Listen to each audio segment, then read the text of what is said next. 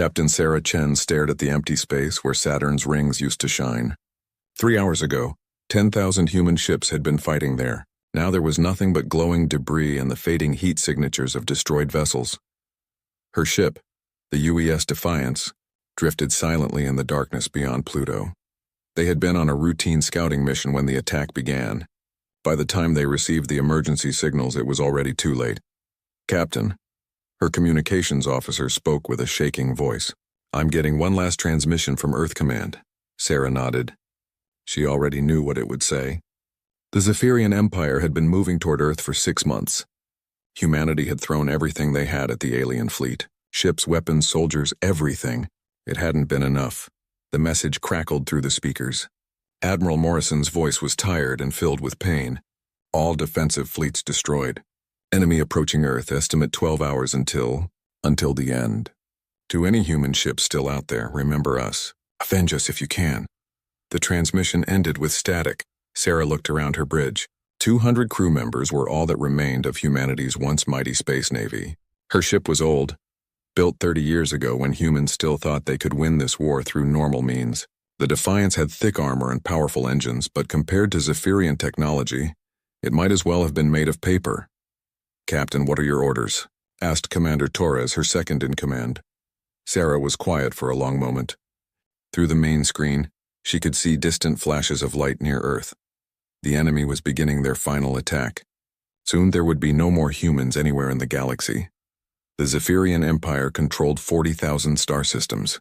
They had been conquering the galaxy for over 1,000 years. Every species they met faced the same choice: surrender and become slaves, or fight and be destroyed completely. Humans had chosen to fight. For 50 years, humanity had held them back.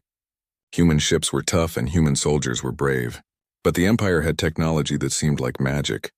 Their ships could disappear and reappear anywhere they wanted. Their weapons could destroy entire planets. Their shields could stop any attack humans could make. "Status report," Sarah said finally. "All systems working, Captain," replied Lieutenant Kim from the engineering station. "We have full fuel, ammunition, and supplies for 6 months. Long-range sensors show no other human ships anywhere in the system," added the sensor officer. "We appear to be alone." Alone. The last human warship in the galaxy. Sarah had trained her whole life to command a vessel like this, but she had never imagined she would be the final captain of the final ship. She thought about her family back on Earth. Her husband, Mark, and their 2 children, Emily and Jake. Mark had wanted to evacuate to one of the outer colonies, but Sarah had convinced him to stay. She told him the fleet would protect Earth. She had been wrong. "Captain, we're receiving a wideband transmission from the enemy fleet," the communications officer announced. "Put it through." The main screen filled with the image of a Zephyrian commander. The alien looked like a tall, thin human, but its skin was silver and its eyes were completely black. When it spoke, its voice sounded like multiple people talking at once. "Attention, remaining human vessel. You are alone. Your species is extinct.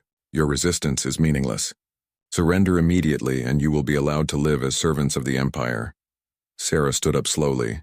"Open a channel." "Channel open, Captain. This is Captain Sarah Chen of the United Earth ship Defiance. I have a message for your Empire." She paused, making sure every word would be clear. "Go to hell." She gestured to cut the transmission. The alien's face disappeared from the screen. "Ma'am?" Torres whispered. "They have 500 ships. We have one." "I know exactly how many ships they have, Commander." Sarah walked to the tactical display showing the enemy fleet.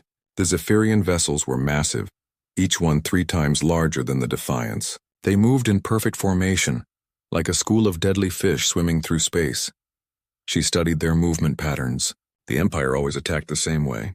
They would surround their target, destroy all defenses systematically, then capture or eliminate any survivors.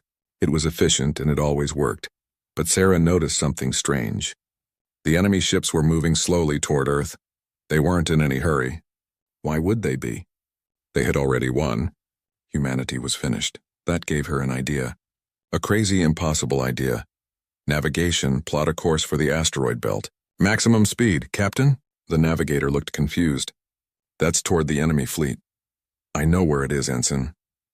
"But Captain," Torres stepped closer, "we can't fight 500 ships.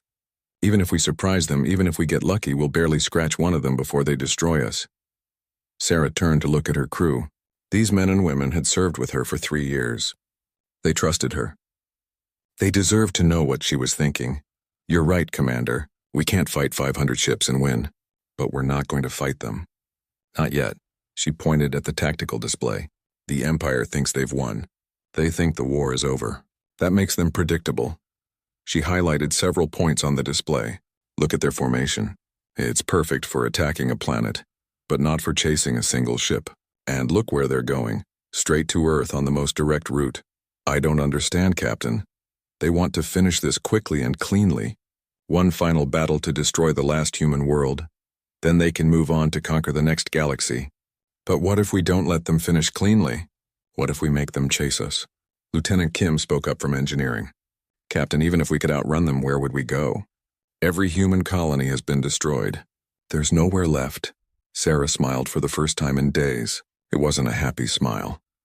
We're not running away from them, Lieutenant. We're going to lead them exactly where we want them to go. She touched another control on the display. Computer, show me the classified files on Project Prometheus. The screen filled with technical drawings and scientific data. Most of the crew had never seen these files before. Project Prometheus had been humanity's most secret weapon research program. 3 months ago, our scientists finished building something in the Jupiter system, something the Empire doesn't know about, something that could change everything. Sarah looked around at her crew. It was too dangerous to use while there were still human worlds to protect. But now, she let the sentence hang in the air. Her crew was starting to understand. You're talking about using the Cascade weapon, Torres said quietly. The Empire has better shields, better weapons, better everything. But they have one weakness. They always fight the same way. They're predictable. If we can get them to follow us to Jupiter, if we can get them in exactly the right position, it's suicide, Captain. Torres said. Yes, it is. Sarah looked at each member of her bridge crew. I won't order anyone to do this. If you want to take the escape pods and try to hide somewhere in space, I'll understand. But I'm taking this ship to Jupiter. I'm going to make the Empire pay for what they've done. The bridge was silent for a long moment. Then Lieutenant Kim spoke up. I'm staying, Captain. Me too, said the navigator. One by one, every crew member on the bridge volunteered to stay. Sarah felt tears in her eyes, but she didn't try to hide them. All right then, she said. Let's go save the galaxy. The Defiance moved through the asteroid belt like a ghost. Captain Chen had ordered all non-essential systems shut down to reduce their energy signature. The ship was cold and dark, but they were hidden from the Empire's sensors. Sarah sat in her ready room, studying battle recordings from the past 50 years of war. She had watched these files hundreds of times before, but now she was looking for something different. She wasn't trying to understand how humanity had lost so many battles. She was trying to understand how they had won any battles at all. The first recording showed the Battle of Alpha Centauri, 15 years ago. A human fleet of 50 ships faced 200 Zephyrian vessels. By all logic, the humans should have been destroyed in minutes. Instead, they held out for 6 hours and actually managed to damage several enemy ships. Sarah watched Admiral Harrison make his decision to split his fleet into 3 groups and attack from different directions simultaneously. It was a stupid move according to military textbooks. Dividing your forces when facing a superior enemy was a recipe for disaster, but it worked because the Zephyrians hadn't expected it. The second recording was from the defense of New Tokyo. Captain Rodriguez had been outnumbered 10-1, but he'd won by flying his ship directly into a gas giant's atmosphere and using the storm clouds to hide his attacks. The Zephyrian ships had better sensors, but the violent weather interfered with their exotic technology. Sarah paused the recording and called her science officer to the ready room. Lieutenant Parker, I need you to analyze these battle recordings. Look for patterns in our victories. Parker was a young woman with short red hair and sharp green eyes. She had joined the fleet straight from university with degrees in xenobiology and tactical analysis. I've already studied most of these, Captain. Our victories usually came from unconventional tactics that violated standard military doctrine. Exactly. But why did those tactics work against the Empire? Parker pulled up a holographic display showing Zephyrian ship formations. From what we've observed, the Empire uses a collective intelligence system. All their ships are connected to a central command network. This allows perfect coordination, but it also means they think like a computer, Sarah finished.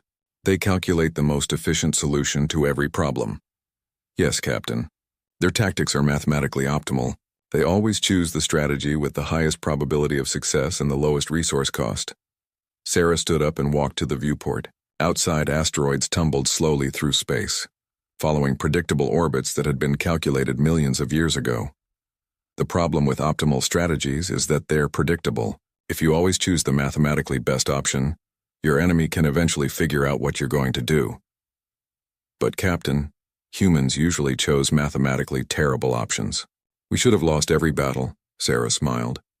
That's exactly why we won some of them.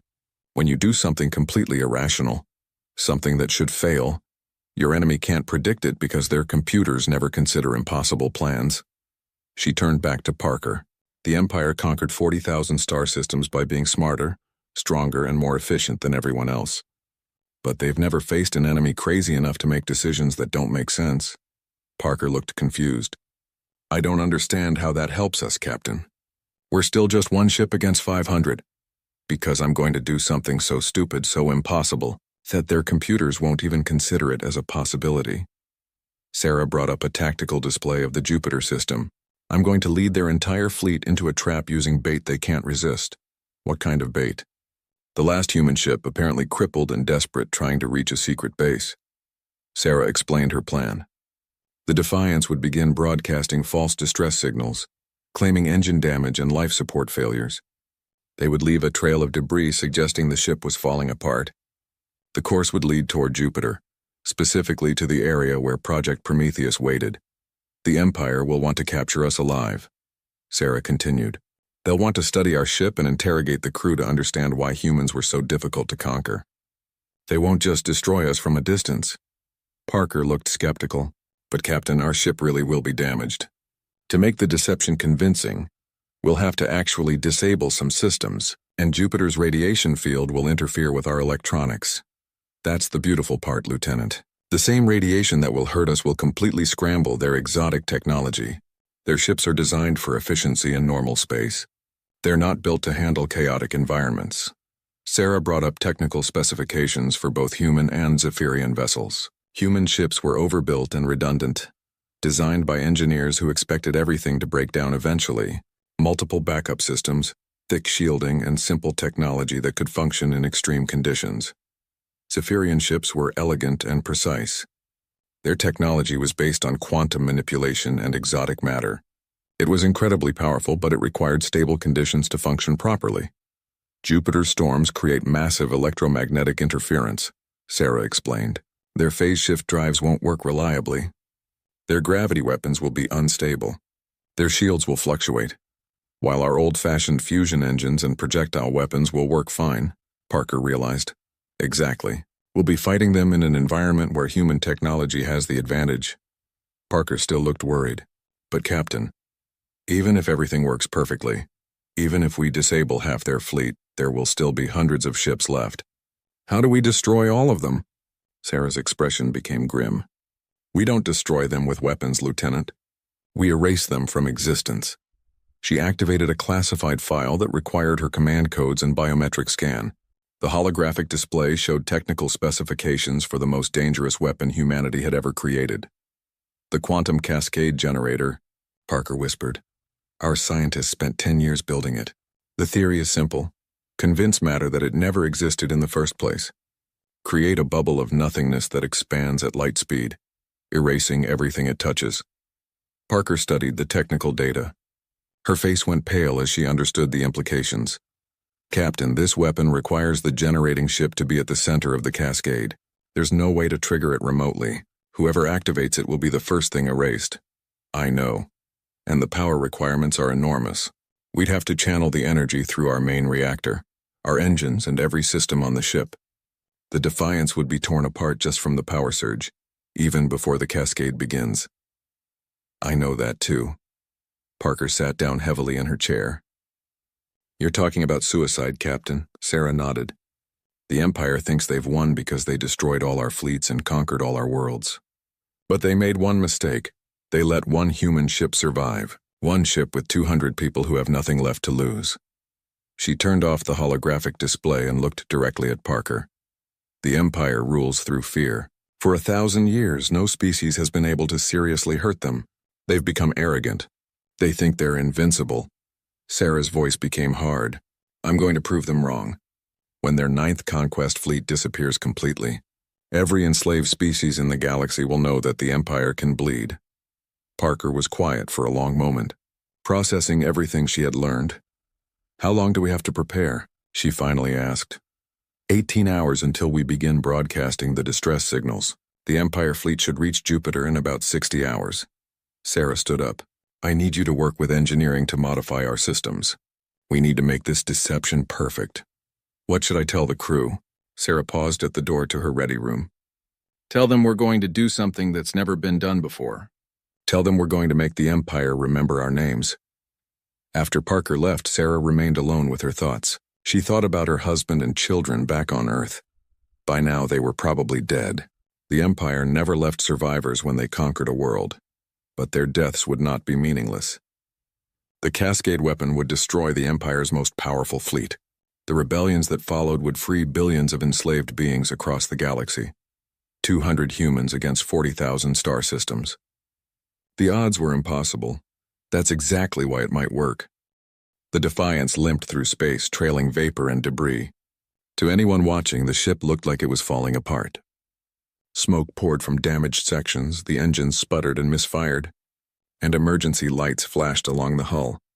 It was all fake, but it looked completely real. Captain Chen watched the performance from her bridge. Her crew had spent 12 hours carefully damaging their own ship.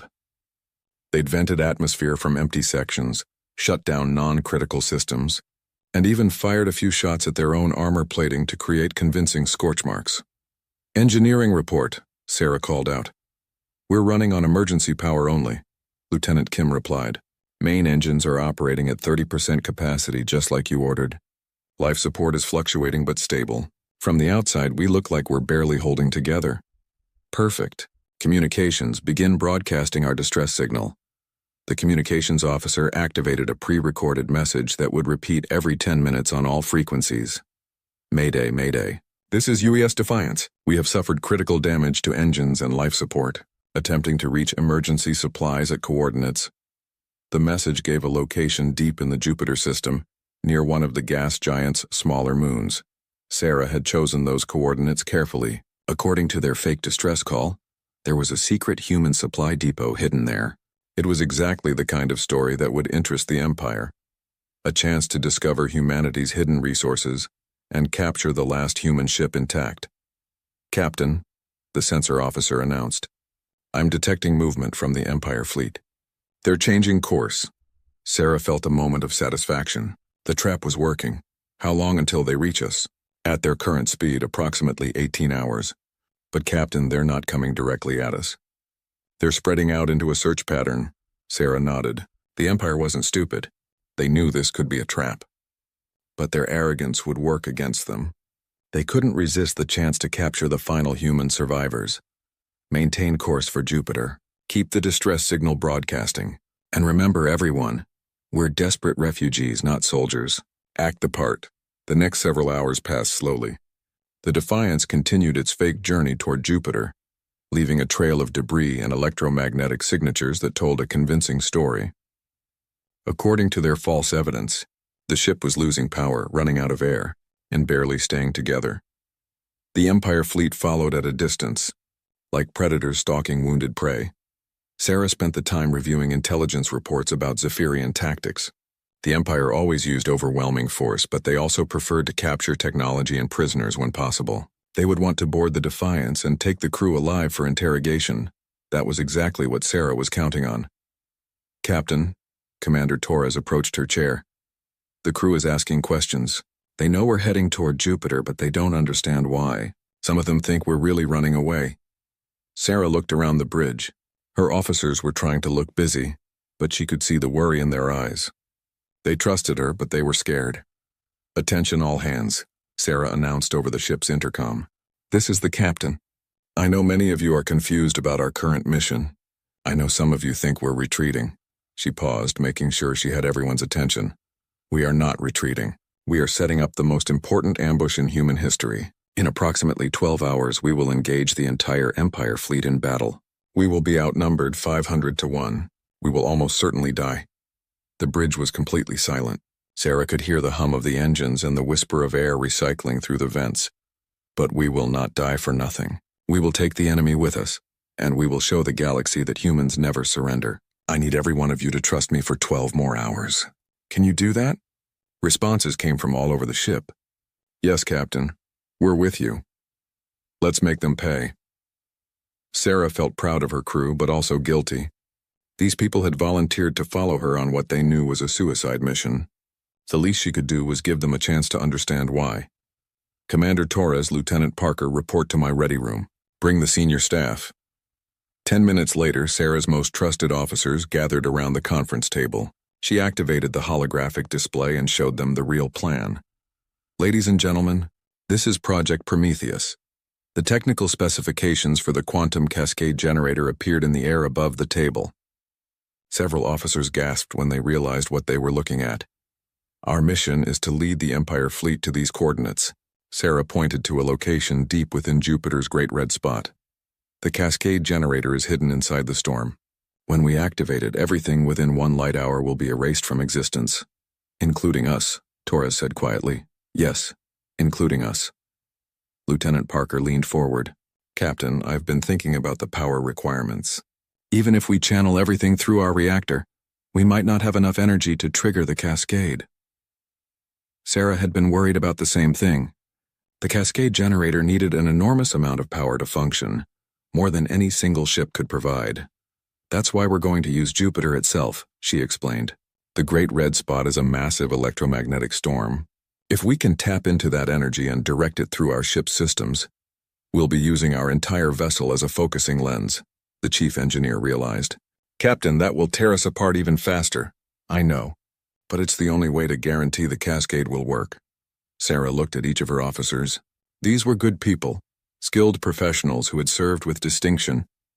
They deserved better than this. I want everyone to understand this is not a direct order. Anyone who wants to leave can take an escape pod when we reach Jupiter.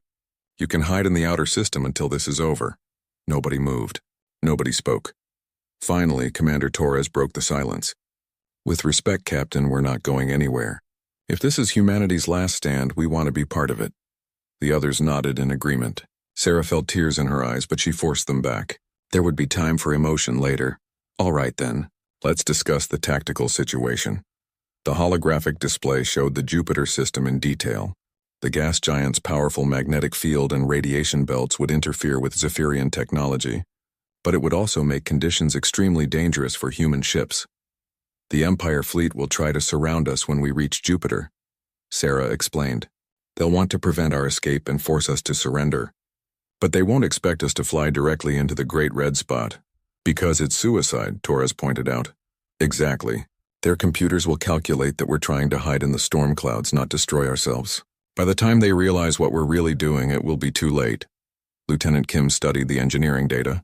Captain, I can modify our engines to survive in Jupiter's atmosphere for maybe 10 minutes. After that, the pressure and radiation will crush us. How long do we need to activate the cascade? According to these specifications, about 3 minutes once we're in position. Sarah nodded. That should be enough time. What about the Empire ships? Their exotic technology won't work properly in the storm, Parker added. But they have conventional backup systems. They'll be able to follow us for a while. Good, I want them close when the cascade activates. Sarah turned off the holographic display and looked at her officers one last time. This plan depends on perfect timing and a lot of luck. If anything goes wrong, if the cascade doesn't work, then we'll have died for nothing. Are you all sure you want to do this? The response was immediate and unanimous. Every officer volunteered to stay. Then let's get back to work. We have 8 hours to prepare. As her officers filed out of the ready room, Sarah remained behind to study the tactical display one more time. The Empire fleet was getting closer, following their fake distress signals toward Jupiter. Soon, the most powerful military force in the galaxy would discover what happened when you pushed humans too far. They would learn that sometimes the most dangerous enemy was one with nothing left to lose. Sarah thought about Earth, probably already conquered and destroyed. She thought about the billions of humans who had died fighting this war. She thought about her family. Their deaths would be avenged. The Empire would pay for what they had done. Computer, she said quietly. Record personal log. Final entry. Recording, Captain. To anyone who finds this log, we tried to do the right thing. We tried to save as many people as we could. I hope it was enough, she paused. And recording. Outside her window, Jupiter grew larger as they approached. The massive planet's swirling storms looked like a gateway to hell. That was exactly where she was taking the Empire fleet. Jupiter filled the view screen like an angry god. The massive planet's great red spot swirled with storms that had been raging for centuries, a hurricane larger than Earth itself. Lightning flashed in the deep clouds and radiation levels were climbing rapidly. Captain Chen stood on the bridge of the Defiance, watching the Empire fleet close in around them. 500 alien ships moved in perfect formation, their exotic hulls gleaming in Jupiter's reflected light. They had been following the human vessel for 6 hours, staying just out of weapons range. Captain, we're receiving a transmission from the Empire fleet, the communications officer announced. Put it through. The main screen switched to show a Zephyrian commander. This one looked different from the others Sarah had seen. Older, with silver markings on its face that probably indicated high rank. Human vessel. This is Fleet Commander Zethkar of the 9th Conquest Fleet. You will surrender immediately. Your species is extinct. Your resistance is meaningless, Sarah stepped forward. This is Captain Sarah Chen, we're not surrendering. We're going home. The alien tilted its head, a gesture that might have indicated confusion. There is no human home to return to. We have eliminated all your worlds. You missed one. Sarah gestured toward Jupiter. Our emergency supply depot is waiting for us in the outer atmosphere. We have enough resources there to last for years. It was a complete lie, but Sarah sold it convincingly. She needed the Empire fleet to believe there really was something valuable hidden in Jupiter's storms. You are attempting deception, the alien commander replied. Our sensors detect no artificial structures in the Jupiter system. Of course you don't, we built it to be undetectable. Human stealth technology might be primitive compared to yours, but it works. Sarah could see the alien considering this. The Empire had been surprised by human tactics before. It was possible that humanity had hidden resources they didn't know about. You will allow our ships to escort you to this supposed base. If you are lying, you will be destroyed. Fine by us. Just try to keep up. Sarah cut the transmission and turned to her crew. All hands prepare for atmospheric entry. This is going to get rough. The Defiance began descending toward Jupiter's outer atmosphere. The first wisps of gas began to streak past the viewports, and the ship started to shake as it encountered atmospheric resistance. Behind them, the Empire fleet followed in formation. Their ships were larger and more advanced, but they were also more complex. The electromagnetic interference from Jupiter's storms would affect their exotic systems more than human technology. Engineering report, Sarah called out. Hull temperature rising but within acceptable limits, Lieutenant Kim replied. Engines are running hot but stable. Radiation shielding is holding. Good. Take us deeper. The Defiance plunged into Jupiter's atmosphere like a falling star. The ship's hull began to glow from friction heating, and the constant shaking made it difficult to stand. Outside the windows, the sky changed from black to orange to deep red. Captain, the sensor officer shouted over the noise. The Empire ships are having trouble. Several of them are dropping back. Sarah smiled grimly. Jupiter's storms were interfering with the aliens' phase shift drives and gravity manipulators. Their ships could still fly, but not as efficiently as usual. How many are still following us? About 200, Captain. The rest are staying in high orbit. That was better than Sarah had hoped. 200 enemy ships were still overwhelming odds, but at least they wouldn't face the entire fleet. Navigation. Set course for the Great Red Spot. Maximum speed. Captain, are you sure? The storm conditions there are... I know exactly what the storm conditions are, Ensign. That's why we're going there. The Defiance turned toward the massive hurricane that dominated Jupiter's southern hemisphere. The Great Red Spot was a storm system 3 times larger than Earth, with wind speeds exceeding 400 kilometers per hour. The electromagnetic interference there would be incredible. It was also where Project Prometheus waited. Lieutenant Parker, Sarah called out, activate the Cascade Generator's targeting system. We need to be precise about our entry point. Parker's hands flew over her console. Cascade Generator responding. I'm getting telemetry from the device. It's intact and ready for activation. The quantum cascade generator had been hidden in the Great Red Spot for 3 months, suspended in the storm by magnetic fields and protected by the most advanced shielding humanity could build. It was a weapon of last resort, designed to be used only if Earth itself was threatened. Now Earth was gone, but the weapon remained. Captain, Commander Torres approached her chair. The crew is asking about escape pods. When do we launch them? Sarah had been dreading this moment. She had promised her officers that anyone who wanted to leave could take an escape pod before the final attack. But the truth was there was nowhere for them to go. The escape pods wouldn't survive in Jupiter's atmosphere, and the Empire ships would destroy any that tried to reach orbit. Tell the crew the truth, Commander. The escape pods won't work in these conditions. Anyone who leaves the ship will die just as quickly as those who stay. Torres nodded grimly. I'll pass the word, Captain. The ship shook violently as they entered the outer edges of the Great Red Spot. Lightning flashed all around them, and the hull temperature readings climbed dangerously high. The Defiance was tough, but it wasn't designed for extended flight in a gas giant's atmosphere. Empire ships are still following us, the sensor officer reported, but they're having serious problems. I'm reading multiple system failures across their fleet. How many are left? Approximately 150 ships, Captain. The rest have turned back. Sarah felt a surge of satisfaction. The Empire's technological superiority was working against them in Jupiter's chaotic environment. Their ships were too sophisticated, too dependent on exotic systems that couldn't function properly in the storm. Engineering, how long can we survive in these conditions? Lieutenant Kim checked his readings. Maybe 8 minutes, Captain. After that, the atmospheric pressure will crush our hull. That should be enough time. Parker, what's our distance to the cascade generator? 15,000 kilometers in closing. We should reach the activation point in 4 minutes. Sarah opened a channel to address the entire ship. All hands, this is the captain. In 3 minutes, we will activate the quantum cascade generator.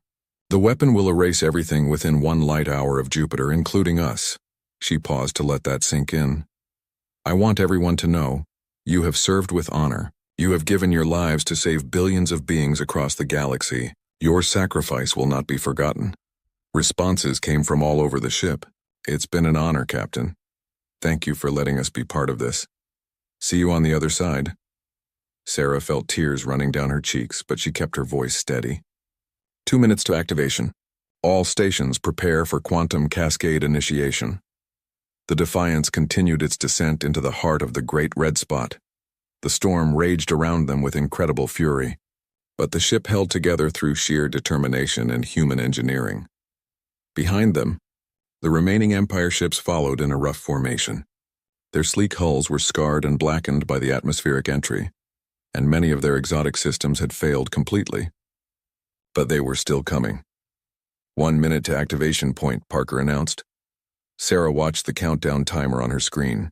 In 60 seconds, she would give the order that would end her life and the lives of everyone aboard the Defiance. But it would also destroy the most powerful fleet the Empire had ever assembled. Cascade generator locked onto target, Parker reported. All systems ready for activation. Empire ships are closing in, Captain, Torres added. Range 5,000 kilometers, perfect. Sarah wanted the alien fleet as close as possible when the cascade activated. The more ships they destroyed, the bigger the message they would send to the rest of the galaxy. 30 seconds to activation. Sarah thought about her husband and children one last time. She hoped they had died quickly when the Empire attacked Earth. She hoped they knew she loved them. 10 seconds. The Empire ships were firing now, their energy beams lancing through the storm toward the Defiance. The human ship's shields flared and sparked. Under the assault, 5 seconds, Sarah took a deep breath and placed her hand on the activation. Control 4, 3, 2, 1. She pressed the button. For a moment, nothing happened. Then reality began to tear apart. The quantum cascade generator activated with a flash of light that made the sun look dim. Space itself began to unravel in a perfect sphere centered on Jupiter's Great Red Spot. The cascade expanded at the speed of light, erasing everything it touched. The Defiance was the first to go, simply ceasing to exist as if it had never been built. Then the Empire ships vanished one by one as the expanding bubble of nothingness swallowed them. In her final moment, Sarah saw the cascade spreading outward like ripples on a pond. She smiled as the light reached her. The Empire would remember this day. The quantum cascade spread outward from Jupiter like a perfect sphere of nothingness. Where it touched matter, that matter simply stopped existing. There was no explosion, no debris, no energy release. Objects caught by the cascade didn't get destroyed. They were erased from reality itself. The UES Defiance vanished first, along with Captain Sarah Chen and her crew of 200 volunteers. Then the bubble expanded to swallow the Empire ships that had followed them into the Great Red Spot. 150 of the most advanced warships in the galaxy disappeared without a trace, but the cascade didn't stop there. It continued growing at the speed of light, consuming everything within a radius that eventually reached 1 full light hour. Asteroids, gas clouds, debris from ancient battles. All of it simply ceased to exist. Jupiter itself survived because the cascade generator had been positioned in the outer atmosphere, but a massive chunk of the gas giant's southern hemisphere was gone. The Great Red Spot, a storm that had raged for centuries, was now a perfect spherical void in the planet's swirling clouds. The remaining Empire ships, those that had stayed in high orbit, could only watch in shock as their entire forward fleet disappeared. 350 vessels had been pursuing the human ship. Now only empty space remained where they had been. Fleet Admiral Kethmore stood on the bridge of his command ship, staring at sensor readings that made no sense. According to his instruments, 150 warships had simply stopped existing. There were no energy signatures, no debris fields, no indication that a battle had even taken place. Status report, he ordered his tactical officer. Sir, all ships in the pursuit fleet have been lost. No survivors detected. No distress signals received. The area around Jupiter shows massive spatial distortion, but we cannot determine the cause. Admiral Kethmore had served the Empire for 200 years. He had conquered 17 star systems and eliminated dozens of species. He had never seen anything like this. Could the humans have developed a new weapon? Unknown, sir. Our intelligence indicated that all human research facilities were destroyed. They should not have possessed technology capable of this level of destruction. The Admiral studied the tactical display. The Empire's 9th Conquest Fleet had been the most powerful military force ever assembled. 500 ships carrying planet-killer weapons and reality-warping technology. Now less than half remained. Send a message to Imperial Command. Inform them that we have encountered unexpected resistance. Request immediate reinforcements. But the Admiral knew that reinforcements would take months to arrive. More importantly, he realized that the Empire had made a terrible mistake. They had underestimated humanity's capacity for destruction. The quantum cascade's energy signature propagated through subspace at speeds faster than light. Within hours, every species in the galaxy detected the exotic radiation pattern. Most didn't understand what they were seeing, but they all recognized that something unprecedented had happened. On the slave world of Kepler 442b, a draconian resistance leader named Vextar analyzed the energy readings with growing excitement. For 30 years, his people had been crushed under Empire rule. Their military had been destroyed, their cities bombed into rubble, their leaders executed. But this new signal changed everything.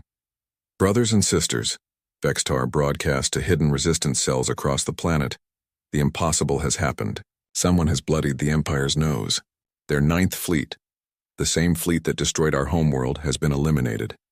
Similar messages were being transmitted on thousands of enslaved worlds. The Zephyrian Empire ruled through fear and the belief that resistance was futile. For 1,000 years, no species had been able to inflict serious damage on their forces. Now, in a single moment, one human ship had erased their most powerful fleet from existence. Within days, rebellions erupted across the galaxy. The Draconians seized their orbital shipyards. The crystalline beings of Rigel 7 shut down the Empire's mining operations. On the water world of Oceanus, the aquatic natives began attacking Imperial installations with weapons they had hidden for decades. The Empire tried to respond, but their forces were spread thin across 40,000 star systems. They had relied on intimidation and overwhelming superiority to maintain control. When that superiority was proven false, their entire system began to collapse. Fleet Admiral Kethmore received reports of uprisings on hundreds of worlds. His remaining ships were being recalled to protect core Imperial systems, leaving the outer territories in chaos. Sir, his communications officer announced. "We're receiving a transmission from the Terran system." The Admiral was confused. According to all reports, the Terran system had been sterilized. Earth and all human colonies should be lifeless rocks. Put it through. The main screen filled with the image of a human woman in military uniform. She appeared to be standing in what looked like an underground bunker.